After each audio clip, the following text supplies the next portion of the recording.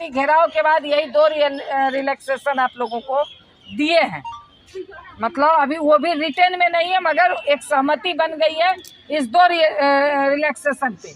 इन्होंने पहले अपनी बात रखी, इसके बाद अर्चना जी ने अपनी बात रखी।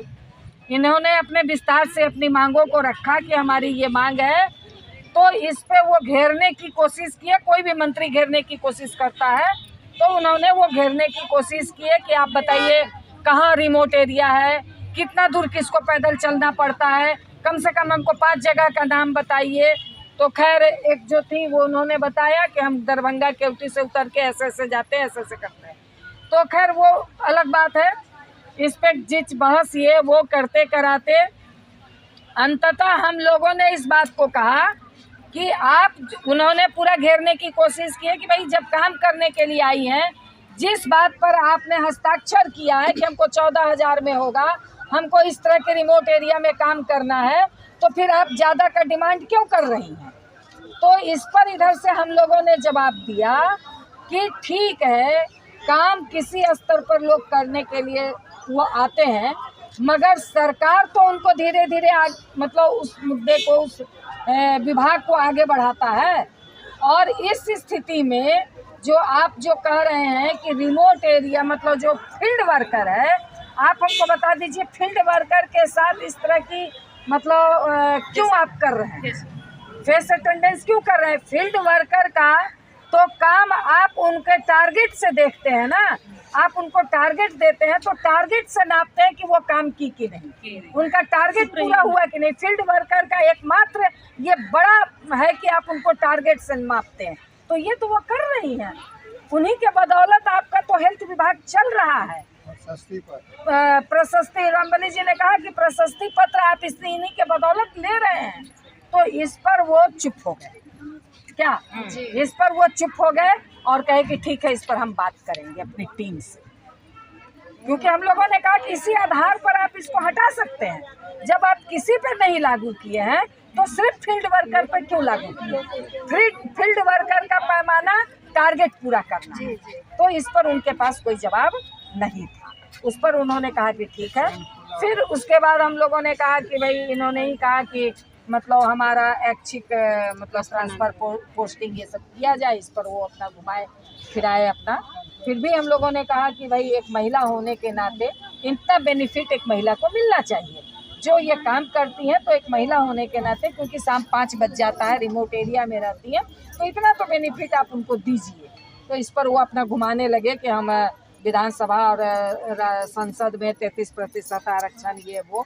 तो इस पर भी हम लोगों ने जवाब दिया कि भाई इस हम लोगों के आंदोलन के बल पे ही अगर सरकार करेगी तो करेगी। वो महिलाओं का बृहत आंदोलन चला, उस बल पर आप सोच रहे हैं, तो खैर वो अलग है, इस दिशा से अलग है। मगर जो बात हुई वो आप कह रहे हैं, कुल मिला करके जो बातें हुई, तो मुझे जो लगता है अब ये अंदाज़ा ही है कि ये फेस अटेंडेंस पे एक बार फिर रिव्यू करेंगे, एक बार रिव्यू ये करेंगे। बाकी चीज़ पे स्थानांतरण पे ईडी ने भी कहा है कि इस पे हम लोग मतलब कर रहे हैं, विचार कर रहे हैं। तो अब इसमें रिलैक्सेशन और देते हैं, क्योंकि हम लोगों ने कहा कि इसको हम लोगों ने पूरी तरह से खारिज करने की बात की, और इसको पूरी तरह से खारिज किया जाए फील्ड वर्कर के लिए। और जब फिर देखा जाएगा, जब सब पर लागू करेंगे तो लागू किया कर उस समय सोचिएगा। तो इतनी ही बात हुई। उन्होंने कहा कि हम अभी अपने स्तर से कोई आश्वासन आपको नहीं दे सकते। इधर से प्रेशर दिया गया कि आप हमको आश्वासन दीजिए कि आप 1 सप्ताह में हमको जवाब दीजिएगा, कि आप हमको 10 दिन में जवाब दीजिएगा, क्योंकि 58 दिन हो गया, तो कितने दिन तक आप हड़ताल मतलब कार्य बहिष्कार चाहते हैं। तो इस पर उन्होंने कहा कि भाई आप लोग तो नया नया नाम गढ़ते हैं। तो हमने कहा कि ठीक है, जिस तरह से सरकार चलती है तो हम लोग भी उस हिसाब से चलते हैं।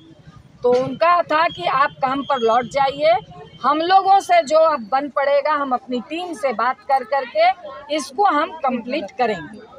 ये उनका कहना था कि हम आश्वासन दे, मतलब आश्वासन भी उन्होंने नहीं दिया।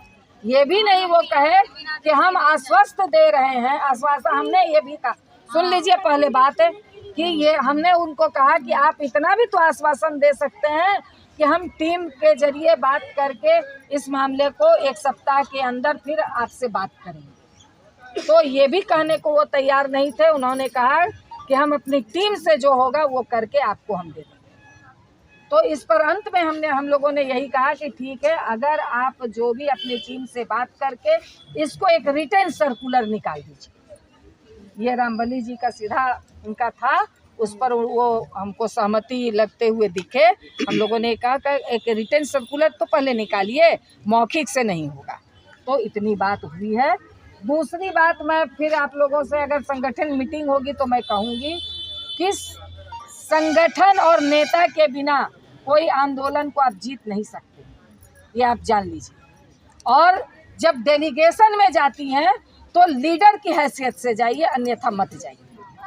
ये जो आज भी मारा मारी आप लोग करती हैं कि हम जाएंगे हम जाएंगे हम जाएंगे, अगर लीडर पे भरोसा है तो उसको आंदोलन को जीतिएगा, और लीडर पे भरोसा नहीं है तो कोई आंदोलन नहीं आप जीतिएगा। सही बात है, ये मैं आज आपको बता रही हूँ। और जो 2-3 लोग गई थी, 1-2 लोगों को छोड़ करके दोनों का बहुत ही गलत। हम उनके पास गिड़गिड़ाने नहीं गए थे, रोने नहीं गए थे, वहाँ हम गिड़गिड़ाने नहीं गए हैं। जो 2 लोगों का था, नाम मैं नहीं जानती, मगर उनका बिल्कुल व्यवहार गलत था। वो गिड़गिड़ा रही थी, रो रही थी। आपने इतना गिड़गिड़ाया, आपको दे दिया, आश्वासन दे दिए। वो कहाँ है? वो तो सामने अभी नहीं दिख रही है। फ्रंट से लीड नहीं करेंगी वो। मुझे ये कहने में कोई गुरेज नहीं है। आंदोलन को फ्रंट से लीड करने वाले लोग पीछे हैं। अरे आप भी पीछे। आज अभी उनको सामने आना चाहिए, तो वो कहाँ घुसी हुई है? वो आए सामने, मगर वो गिड़गिड़ा रही है। हाँ।